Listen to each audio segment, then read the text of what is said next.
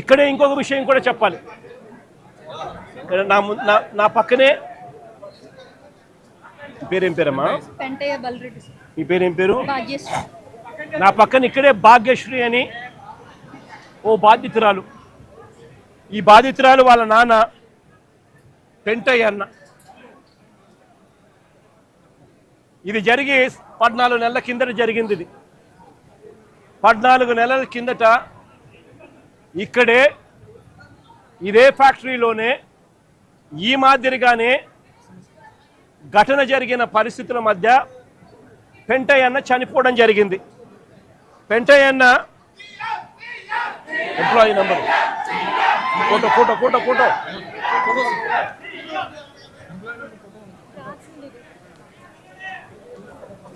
ఈ పెంటయ్య అన్న employee number 124185. Permanent employee, regular employee. SMS 2లో పనిచేస్తూ ఉన్నాడు. మాస్టర్ టెక్నీషియన్గా పనిచేస్తూ ఉన్నాడు. చనిపోయింది 1/4/2025. 1/4/2025 1 ఏప్రిల్ 2025 చనిపోయాడు. నేను అడుగుతా ఉన్నా, ఈ పెంటయ్య అన్నకు కూతురు, ఇదిగో ఐడి కార్డు.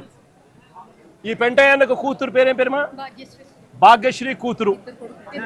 కొడుకు ప్రసాద్, నవీను ప్రసాద్.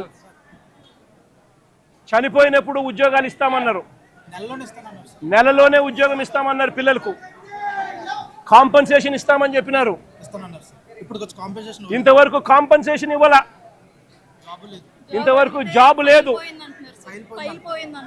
జాబ్ అడిగితే, కాంపన్సేషన్ అడిగితే నిర్దాక్షిణ్యంగా ఫైల్ పోయింది అని చెప్తా ఉన్నారు.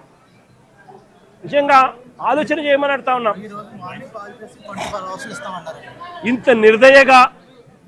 ఇంత నిర్దయగా ప్రభుత్వాలు వ్యవహరించడం ధర్మమేనా అని అడుగుతా ఉన్నా.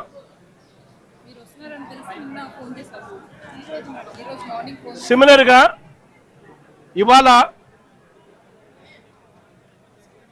ఇవాళ జరుగుతూ ఉన్న ఘటనలో దాదాపుగా ఇప్పటికే 9 మంది చనిపోయారు. దాదాపుగా మరో 5 మంది హాస్పిటల్లో వైద్యం పొందుతూ ఉన్నారు. ఈ 5 మందిలో కూడా ఒకరి పరిస్థితి విషమంగా ఉంది.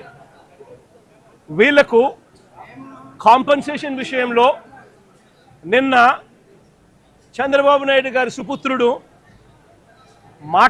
ఆయన మాట్లాడిన మాటలు చూస్తే నిజంగా నాకు ఆశ్చర్యం కలిగిస్తుంది. మానవత్వం అన్నది ఎవరికైనా ఎక్కడైనా కానీ కొద్దో గొప్ప ఉండాలి కదా, ఇలాంటి మనుషులు కూడా ఉంటారా అనిపించింది. నిజంగా ఆయన అంటాడు 1,72,00,000 ఇస్తా ఉన్నాము అని చెప్పి.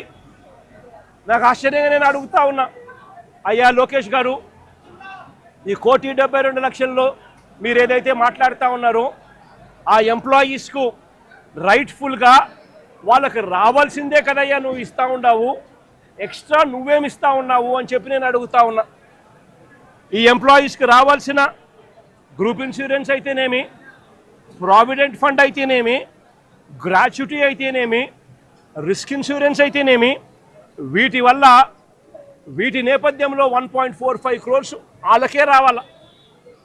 ఆ తర్వాత కంపెనీనే మరో 25 లక్షలు ఇస్తూ ఉంది. అది కూడా విశాఖపట్నం స్టీల్ ప్లాంట్ కంపెనీయే ఇస్తూ ఉంది. కేవలం ప్రైమ్ మినిస్టర్ రిలీఫ్ ఫండ్ కింద కేవలం 2 లక్షల రూపాయలు అదనంగా ఎక్స్గ్రేషియా కింద వస్తూ ఉంది. రాష్ట్ర ప్రభుత్వం నుంచి 0 రూపాయి అంటే రూపాయి కూడా ఇవ్వడంలే. మరి నేను అడుగుతా ఉన్నా, ఇక 1.72 crores ఇంకొకటి నువ్వు ఇచ్చేదేందయ్యా బోడీ అని అడుగుతా ఉన్నా. వాళ్ళకి రావాల్సిందే, వాళ్ళ హక్కుగా వాళ్ళకి రావాల్సిందే వాళ్ళకు వస్తూ ఉంది. వాళ్ళకి అది ఇస్తూ ఉన్నారు, అది వాళ్ళకి ఇస్తా ఉన్నారని మీరు చెప్తా ఉన్నారు. ఇది నిజంగా ధర్మమేనా, న్యాయమేనా అడుగుతా ఉన్నా.